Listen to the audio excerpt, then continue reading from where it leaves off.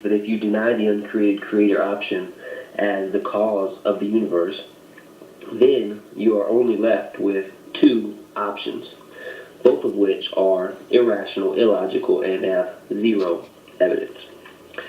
To see this formal argument and all of its premises, you can go click on the video that's titled The Elliot Argument. It's under my video uploads, so you can check that out.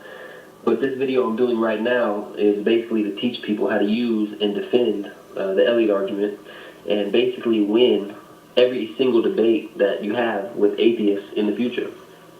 So let's begin. I feel like the first order of business is really to define some terms that are used in the argument. That way people don't feel like they're being misled, or they won't fail to understand the foundation of the argument itself, because that's happened on more than one occasion. First, let's define atheist. Atheism is a disbelief in any god, gods, or deities. So atheists are people that disbelieve in God's existence. Now, let's define the uncreated creator. The uncreated creator is by definition uncreated and never began to exist but is eternal. The uncreated creator is also spaceless, timeless, immaterial, all-powerful, and personal.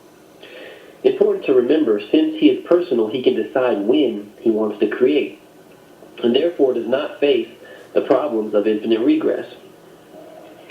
Next, let's define the acronym STE in the Elliot Argument, which is an acronym that I created that stands for space and time are eternal.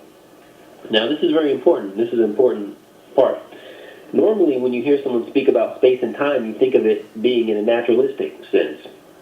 But it's important to remember that STE in the Elliot Argument is an acronym that is devised actually to cover a broad range, meaning not just space and time in a natural sense, but also space and time outside of our universe, including space and time in any proposed void or This is so we don't have any issues with anyone claiming STE is the fallacy of equivocation, and we are upfront from the beginning about it, which really is not a fallacy of equivocation anyways, because fallacy of equivocation basically occurs, when a word switches meaning in the middle of an argument, or when a word expresses one concept in one premise and another concept in another premise.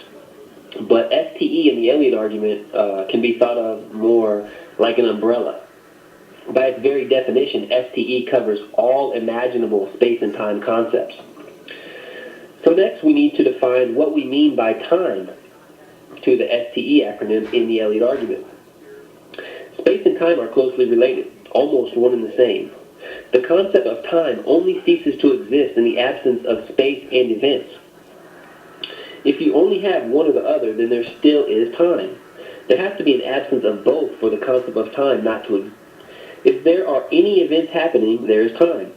If there is any form of space, natural or supernatural, there is time.